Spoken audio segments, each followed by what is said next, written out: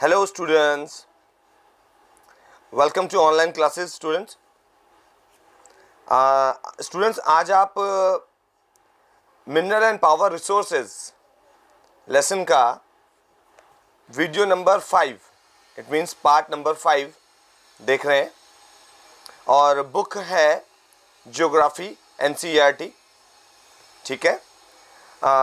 यानी कि खनिज और शक्ति संसाधन, ठीक है। तो स्टूडेंट्स हम लोगों ने वीडियो को जो है लास्ट टाइम, ये देखिए पेज में टर्न आउट करता हूँ, यहाँ पर हमने एंड किया था let's do list uses of 5 minerals, ठीक है। तो आज जो हम स्टार्ट कर रहे हैं यहाँ से स्टार्ट करेंगे यूजेस ऑफ मिनरल्स यानी कि जो खनिज हैं उनके क्या उपयोग हैं, ठीक है। तो minerals are used in many industries. जो मिनरल्स होते हैं यानी जो खनिज होते हैं वो बहुत सारे इंडस्ट्रीज में यूज होते हैं, ठीक है। अलग अलग कारखानों में इस्तेमाल होते हैं। Minerals which are used for gems are usually hard.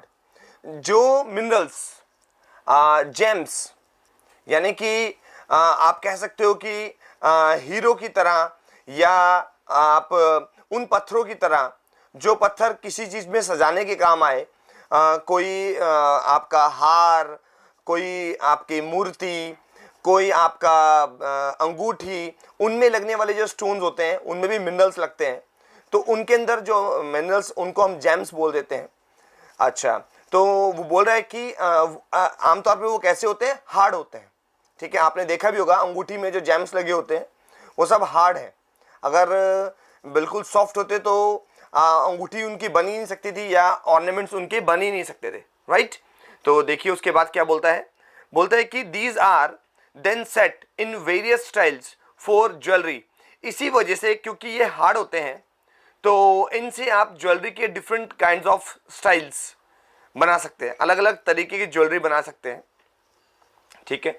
Copper is another metal use to everything from coins to pipes. Copper एक ऐसी मेटल है जिसका इस्तेमाल, ठीक है, कॉइन बनाने से लेकर के और पाइप बनाने तक होता है, ठीक है। जो आपने अपने घरों में टॉयलेट्स में बाथरूम्स में जो पाइप्स की फिटिंग देखी होगी, ठीक है, टैब्स देखे होंगे, वो सब कॉपर वगैरह के बने होते हैं, ठीक है। अच्छा, उसके बाद देखिए silicon used in the computer industry is obtained from quartz. जो सिलिकॉन है और सिलिकॉन का यूज जो है कंप्यूटर इंडस्ट्री में किया जाता है। जो कंप्यूटर के जो अंदर सर्किट्स बनते हैं उन सर्किट्स को बनाने के लिए यूज करते हैं इनका। एक्चुअली में सिलिकॉन जो होता है वो एक सेमी मेटल होता है। तो आप उसे कह सकते हैं कि वो मेटल और नॉन मेटल के बीच का एक ऐसा है ऑब्जेक्ट है जिसके अंदर दोनों ही तरीके की प्रॉपर्टी शो होती है, मेटल की भी और नॉन मेटल की भी। तो इसको हम मेटेलॉइड कहते हैं। एक्चुअली में सिलिकॉन मेटेलॉइड कैटेगरी का होता है। तो अब आप समझ गए कि मेटल, उसके अंदर मेटल और नॉन मेटल्स दोनों की ही प्रॉपर्टीज होती है। तो इसलिए उसको कंप्यूटर सर्किट्स के अंदर यूज़ किया जाता है क्योंकि कंप्यूटर के जो सर्किट होते हैं वो काफ़ी सोफिस्टिकेटेड होते हैं, तो वहाँ पर उसको यूज़ करते हैं सिलिकॉन को। और सिलिकॉन का जो ओर होता है वो होता है क्वार्ट्ज। तो सिलिकॉन के ओर का नाम क्या है, quartz, right. Aluminium obtained from its ore bauxite is used in automobiles and airplanes, bottling industry, buildings and even in kitchen cookwares. जो एल्यूमिनियम है वो बॉक्साइट ओर से मिलता है। इसके बारे में हम लोग पहले भी डिस्कशन कर चुके हैं कि बॉक्साइट उसके ओर का नाम है और उससे एक्सट्रैक्ट आउट होता है एल्यूमिनियम। और एल्यूमिनियम का यूज़ फिर होता है ऑटोमोबाइल्स में, एरोप्लेन्स में, बॉटलिंग इंडस्ट्रीज़ में। आप कई सारे केन्स देखते होंगे जिनके अंदर आप कोल्ड ड्रिंक्स वगैरह लेते हैं, ठीक है। वो सब केन्स जो बनते हैं वो सब केन्स एल्यूमिनियम के बने हुए होते हैं। बहुत मतलब एक लाइट मेटल होता है और जो स्ट्रेंथ होती है मेटल की वो भी अच्छी होती है। तो लंबे समय तक भी टिका रह सकता है और लाइट भी होता है, हल्के वजन का भी होता है, इसीलिए एरोप्लेन्स में भी यूज होता है, buildings and even in kitchen cookwares, यहाँ तक कि बिल्डिंग और किचन कुकवेयर्स यानी कि बर्तन वगैरह बनाने में भी काम आता है, ठीक है, किचन के बर्तन। उसके बाद देखिए आप आगे क्या बोलता है, कंजर्वेशन ऑफ मिनरल्स, ठीक है, यानी कि आप खनिजों का संरक्षण कैसे करेंगे, खनिज संरक्षण, कंजर्वेशन ऑफ मिनरल्स यानी कि खनिज संरक्षण। तो देखिए खनिज संरक्षण कैसे होगा, minerals are non renewable resources, minerals जो हैं वो नॉन रिन्यूएबल रिसोर्सेज हैं। तो अब नॉन रिन्यूएबल रिसोर्स है तो इसका मतलब क्या हुआ कि अनवीकरणीय, ठीक है, संसाधन है। तो अनवीकरणीय संसाधन कौन से होते हैं, जिनको एक बार यूज कर लिया जाए तो उनका दोबारा मिल पाना, ठीक है, हमारी लाइफ के अंदर तो पॉसिबल नहीं है, उनको बनने में हजारों वर्ष लगते हैं और हमारा लाइफ स्पेन जो है वो 70-80 मैक्सिमम 100 ईयर्स के आसपास एवरेज होता है वर्ल्ड वाइड अगर देखा जाए तो इस एज के दौरान में मिनरल्स अगर आपने एक बार यूज कर लिए अपनी लाइफ में तो वो मिनरल हमें दोबारा अपनी लाइफ के अंदर नहीं मिल पाएगा, वो उसको बनने में हजारों साल लगते हैं, ठीक है। The rate of formation is much smaller than the rate at which the humans consume these minerals, यानी कि मिनरल्स के बनने का जो रेट है वो कंज्यूम करने के रेट से क्या है, कम है, ठीक है ना, यानी कंज्यूम हम ज़्यादा जल्दी कर रहे हैं और बनने का जो रेट है वो बिल्कुल ना के बराबर है या बहुत कम है। It is necessary to reduce wastage in the process of mining. इसके अलावा ये भी एक बहुत ज़रूरी है, आवश्यक हो जाता है कि उनकी माइनिंग करते समय उनकी कम से कम वेस्टेज हो, ठीक है। Recycling of metals is another way in which the mineral resources can be conserved. इसके अलावा रिसाइकलिंग, मेटल्स की रिसाइकलिंग करना, ठीक है, ये एक ऐसा तरीका है जिससे कि हम मिनरल रिसोर्सेज को कंजर्व कर सकते हैं यानी कि उनको संरक्षित कर सकते हैं, ठीक है।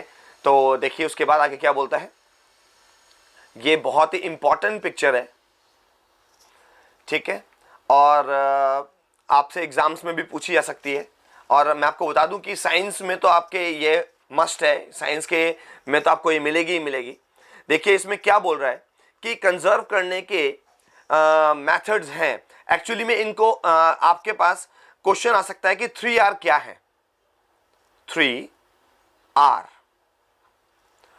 ठीक है ना। अच्छा, व्हाट इज 3R, 3R क्या है, तो 3R क्या है, ये मिनरल्स को या रिसोर्सेज को कंजर्व करने के मेथड्स के नाम है। नंबर 1 रिसाइकल, ठीक है, पुनर्चक्रण। आप कोई भी अगर कोई भी रिसोर्स है या मेटल है, कोई भी मिनरल है, तो उसको दोबारा से उसको यूज में लाने के लिए उसको फेंके नहीं, ठीक है। तो जो कबाड़ी वाला होता है वो उनको ले जा लेता है। जैसे आपका टेलीविज़न खराब हो गया है, ठीक है, आपका एलईडी और एलसीडीज जो आते हैं उनके केसेस में तो खास तौर पे ऐसा है, देखा है मैंने कि वो रिपेयर नहीं होते, तो उसके वो जो हैं बोलते हैं कि भाई इसको आप कबाड़ी वाले को दे दो, ये अब बेकार है, किसी काम का नहीं है। तो वो लोग ले जाते हैं उसको, तो वो उसको तोड़ करके उसके अंदर से जो उसका जो सर्किट बनाने के लिए जो मेटल का यूज़ किया गया था वो मेटल्स को निकाल लेते हैं और जो प्लास्टिक है उसको भी प्लास्टिक के लिए दे देते हैं और वो प्लास्टिक बाद में रिसाइकल हो करके दोबारा से नया प्लास्टिक बन के आ जाता है और वही मेटल जो उसके अंदर यूज़ किए गए थे वही मेटल दोबारा से यूज़ हो जाते हैं, ठीक है। इवन मैं आपको बता दूं कि कंप्यूटर के जो मदरबोर्ड्स होते हैं वो उसमें तो गोल्ड मेटल, प्लेटिनियम, सिल्वर जैसे मेटल्स का यूज़ करते हैं सर्किट को बनाने के लिए, क्योंकि ये बहुत जल्दी से करंट का फ्लो करते हैं। आपने देखा भी होगा, आपने बटन दबाया और एकदम से रिजल्ट आपके सामने आ जाता है, तो वो तभी पॉसिबल है क्योंकि मेटल जो हैं वो अपने अंदर से इलेक्ट्रिसिटी को बहुत जल्दी पास कर देते हैं, ठीक है। तो ये है, उसको बोलते हैं रिसाइकलिंग, यानी दोबारा से यूज़ करना। एक दूसरा आ रहा है रीयूज़। रीयूज़ का मतलब है जब आपने कोई चीज़ एक बार ले ली तो उसको आप जब तक उसको यूज़ कर सकते हैं तब तक आप उसे यूज़ करिए। जैसे मैं आमतौर पर देखता हूं या आपने भी नोटिस किया होगा, लोग क्या कर रहे हैं कि एक बार फोन ले लेते हैं उसको, ये लोगों ने आजकल एक ट्रेंड बन गया लोगों का। तो अब मैं इसे क्या कहूं कि अब ये पढ़े लिखे व्यक्ति की पहचान तो नहीं है, ठीक है। तो ये एक ट्रेंड बन गया कि उसको लेने के बाद पहले तो या तो आप सोच समझ के लीजिए कि जो आपको अपनी जरूरत के अनुसार लग रहा हो तो आप उसे रखिए, ठीक है। जब तक हो सके पॉसिबल तब तक नया नहीं लीजिए, उसी से काम चलाइए, उसी को रीयूज करिए। उससे दो बेनिफिट है, नेचर का तो फायदा होगा ही होगा, आपकी खुद की इकोनॉमी भी, आपकी खुद की फाइनेंशियल कंडीशंस भी अच्छी रहेंगी, ठीक है। आप हाई क्लास पीपल्स को देखिए जो वेल एजुकेटेड हैं, और ठीक है, रिसर्चर्स को देखिए, साइंटिस्ट को देखिए, आप डॉक्टर अब्दुल कलाम को देखिए, ठीक है। अब तो उनकी डेथ हो गई है, बट आप उनको देखिए कि कितने सिंपल और सादे तरीके से रहते थे। क्या उनकी कोई योग्यता में कमी थी? ठीक है, उनको आपने बहुत हाईटेक या बहुत हाई फाई कपड़े पहने देखा? ठीक है, सिंपल अपने बाल बनाते थे और जो है सिंपल तरीके से रहते हैं। आप जितने भी साइंटिस्ट देखेंगे सब ऐसी तरीके के आपको मिलेंगे, और जो है सिंपल शर्ट्स पैंट पहने हुए मिलेंगे। बहुत आपको जो है उनमें तामझाम आपको देखने को नहीं मिलेगा, क्योंकि उन्होंने ये चीजें टर्म पढ़ी हुई है। क्योंकि जब वो टर्म को बता रहे हैं, दुनिया को दे रहे हैं, तो वो खुद उसको फॉलो करते हैं। तो रीयूज का मतलब हो गया कि बार बार यूज करना है। तो मैंने आपको बताया कि अपने फोन ले लिया तो उसको यूज करिए, जब तक उसके अंदर चल सकता है वो मैक्सिमम टाइम उसको यूज करिए, ठीक है। अभी एक आपको एक लेटेस्ट आपको एक बताता हूं बात। आजकल एक उसका एक प्रोडक्ट का ऐड आता है, वो फेविक्विक, आपने टीवी में भी देखा होगा। तो फेविक्विक में आप देखते हैं कि एक लड़की है, वो अपने घर के अंदर जो छोटी मोटी चीजें, ठीक है, अगर हल्का टूट गया तो उसे फेंक देती है, ठीक है। और एक वुमेन जो ओल्ड वुमेन है वो उसे यूज में ले लेती है और अपने आप को बड़ा अपडेट कर लेती है। तो आपने देखा होगा, मजाक के तौर पे दिखाया हुआ है कि लड़की ने फेंक दिया, यंग जनरेशन की जो गर्ल है वो उसको फेंक रही है, और जो है ठीक है, और ओल्ड वुमेन जो है उसको एक्सेप्ट कर रही है और फेविक्विक से चिपका करके, ठीक है, चाहे और उसको यूज में ले रही है, तो उसको रीयूज कर रही है। चाहे भले ही मजाक के तौर पर वो विज्ञापन दिखाया गया हो, मगर बात बहुत गहरी है, ठीक है। तो हमें रीयूज करना है, ठीक है ना। हमें जो है शो ऑफ नहीं करना, अपनी मनी भी बचाइए, ठीक है, और रिसोर्सेज को भी बचाइए, ठीक है। जितना मैक्सिमम हो सके उतने समय तक उसको यूज करिए, ठीक है, ये चीज है। उसके बाद बोलता है रिड्यूस का मतलब है कम से कम इस्तेमाल करिए, इस्तेमाल ही कम से कम करिए, ये भी बोल रहा है। जैसे मैं आपको एक और एग्जांपल देता हूं, अगर मान लीजिए हमें आना है, कहीं चल करके जाना है किसी एक डिस्टेंस से दूसरे डिस्टेंस तक, तो आमतौर पे आपने देखा होगा आजकल लोगों के पास ये हो चुका है कि एक घर में दो दो तीन तीन गाड़ियां हैं, ठीक है। तो क्या हो रहा है कि फादर अपनी गाड़ी से जा रहे हैं, ब्रदर अपनी गाड़ी से जा रहे हैं, ठीक है। तो ऐसा भी हम कर सकते हैं कि चलिए ठीक है, ऐसी प्लानिंग बना ली जाए कि फादर और सिचुएशंस को अपने हिसाब से ढालना है, सिर्फ खाली बस यही है और कुछ नहीं, ठीक है। इस तरीके का ट्यूनिंग और सेटिंग बनाई जाए कि एक ही टाइम पर सभी लोग निकल जाएं और एक ही गाड़ी से सब लोग जाएं, ताकि पेट्रोल बच सके। तो उसको वो क्या है, आपने कम से कम यूज कर लिया उसका, ठीक है ना। आपके घर में होने के बावजूद भी आप उसे कम से कम यूज कर रहे हैं, ठीक है। एजुकेशन का यही फायदा है, अगर हम इसे बात को गहराई से समझेंगे तो हमें जो है हम बचा सकते हैं अपने नेचर को, राइट। चलिए स्टूडेंट्स, पावर रिसोर्सेज। अब पावर रिसोर्सेज क्या है? Sunny's mother begins her day by switching on the geyser. मतलब सनी नाम का एक कैरेक्टर है, उसकी जो मदर है, ठीक है, वो अपने दिन की शुरुआत करती है, पहले गीजर का बटन ऑन करती है। गीजर एक ऐसी मशीन जिसमें पानी गर्म हो जाता है, ठीक है, उसका गीजर का बटन ऑन कर देती है। She irons Sunny's school uniform before waking him up. यानी कि सनी के जगने से पहले पहले उसकी मदर जो है आयरन का इस्तेमाल करके, इस्त्री का इस्तेमाल करके उसके कपड़े प्रेस कर देती हैं। She then rushes to the kitchen to prepare a glass of orange juice for him in the blender. और वो जल्दी से किचन में जा करके, ठीक है, उसके लिए ऑरेंज जूस बनाती हैं। किसका यूज करती है? ब्लेंडर का यूज करती है, यानी मिक्सी का यूज करती है, ठीक है ना। अच्छा, उसके बाद आप ये एक पिक्चर देख रहे हैं, ये हाई ग्रिड पावर की पिक्चर है। फोटो देख रहे हैं आप, इसको आपने देखा भी होगा।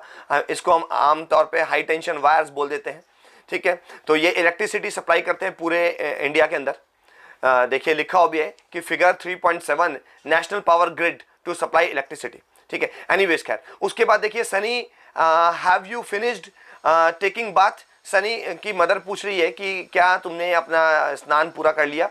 Come and have your breakfast, आओ जल्दी और अपना खाना खा लो, ठीक है, अपना नाश्ता कर लो। Calls out mother while preparing breakfast on the gas stove for Sunny. उसकी मदर जो है जब खाने को गैस स्टोव पर बना रही है, उस समय बनाते बनाते ही उसकी मदर पूछ रही है उससे कि क्या तुम तैयार हो चुके हो, जल्दी आओ बैठो। देखिए इसके पीछे रीजन है ताकि इलेक्ट्रिसिटी और जो रिसोर्सेज हैं उनको बचाया जा सके।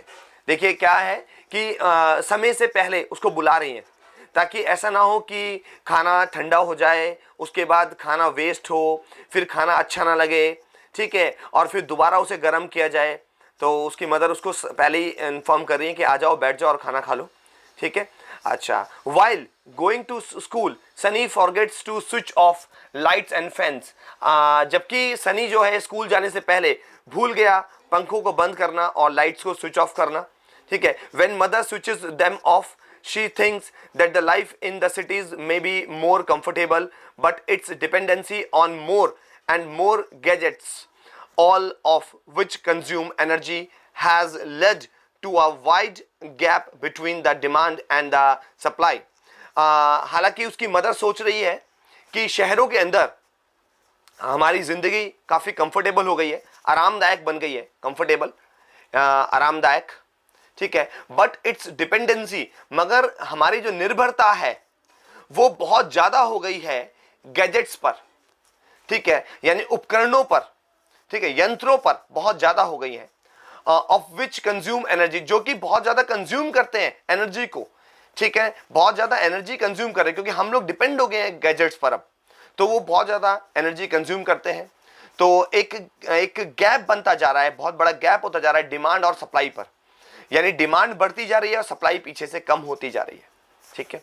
अच्छा स्टूडेंट्स, एक बात और बता दूं मैं, आपका जो आज के लिए जो वर्ड्स रहने वाले हैं वो वर्ड्स रहने वाले हैं आपको डिपेंडेंसी और गैजेट्स, ठीक है। इन दोनों वर्ड्स का आपको मीनिंग आज कमेंट बॉक्स में लिखना होगा, डिपेंडेंसी एंड गैजेट्स, राइट। चलिए देखिए उसके बाद क्या है, with the advent of science and technology the lifestyles are changing, यानी कि जैसे जैसे साइंस बढ़ रही है और टेक्नोलॉजी बढ़ रही है, ठीक है, उसी हिसाब से हमारा जीवन भी बदल रहा है, बहुत तेजी से बदल रहा है। पावर और energy plays a vital role in our life, ठीक है। अच्छा, और जो ऊर्जा, ठीक है, और जो एनर्जी जो है, ठीक है, उन्होंने हमारे हमारे जीवन पर एक बहुत वाइटल रोल प्ले कर रहे हैं, ठीक है, उनका बहुत एक इंपॉर्टेंट रोल हो गया है। वाइटल का मतलब अति महत्वपूर्ण एक काम निभा रहे हैं। आपको समझ में आ ही रहा होगा कि बिना पावर और एनर्जी के तो है ही नहीं, हमारे जीवन ही नहीं रहा, क्योंकि उसके बिना हम नहीं, अब इतने डिपेंड हो गए हैं उनके ऊपर कि हमें बड़ा अजीब महसूस होता है अगर पंखा नहीं चल पा रहा है, ठीक है, बहुत ही बेचैनी सी महसूस होने लगती है अगर लाइट नहीं है, ठीक है, क्योंकि डिपेंड हो गए हैं बहुत ज़्यादा, हम कंप्यूटर नहीं चला पा रहे, हम टीवी नहीं चला पा रहे, ठीक है, तो ये चीज़ है। हालांकि डिपेंडेंसी भी बहुत ज़्यादा किसी भी चीज़ पर बहुत गलत होती है, किसी एक चीज़ पर डिपेंडेंसी हो जाना, जैसे हम कल बात कर रहे थे वेनेजुएला की, तो वेनेजुएला कंट्री ने भी यही हुआ कि उनकी जो इकोनॉमी थी वो एक ही चीज़ पर डिपेंड कर गई, और जब वो चीज़ की मार्केट डिमांड कम हुई तो उनकी इकोनॉमी डाउन चली गई और उनके देश में जो है भूखमरी फैल गई, ठीक है। तो डिपेंडेंसी जो है किसी भी पर्टिकुलर चीज़ पर हमेशा अच्छी नहीं रहती। We also need power for industry, agriculture, transport, communication and defence. हमें पावर चाहिए, हमें एनर्जी चाहिए, इंडस्ट्री के लिए चाहिए, कारखानों के लिए चाहिए, एग्रीकल्चर खेती बाड़ी के लिए चाहिए, ट्रांसपोर्ट, ठीक है, अच्छा, और कम्युनिकेशंस के लिए चाहिए, यहाँ तक कि डिफेंस के लिए भी चाहिए, ठीक है ना। अच्छा, आर्मी की में भी पावर की बहुत ज़्यादा नीड है, ठीक है, बिना एनर्जी के तो कहीं भी काम नहीं चलेगा। Power resources may be broadly categorised as conventional and non conventional resources. Power resources को ठीक है, कैटेगराइज्ड किया गया है, ठीक है ना, यानी रखा गया है किसमें, conventional and non conventional. Question आ सकता है निकल करके। कन्वेंशनल का मतलब होता है पारंपरिक और नॉन कन्वेंशनल का मतलब है गैर पारंपरिक रिसोर्सेज, संसाधन, ठीक है। अब कन्वेंशनल रिसोर्सेज के बारे में बात करनी है, बाकी इसके बारे में हम लोग अब नेक्स्ट वीडियो में बात करेंगे। तो students, keep watching and keep learning. Thank you very much.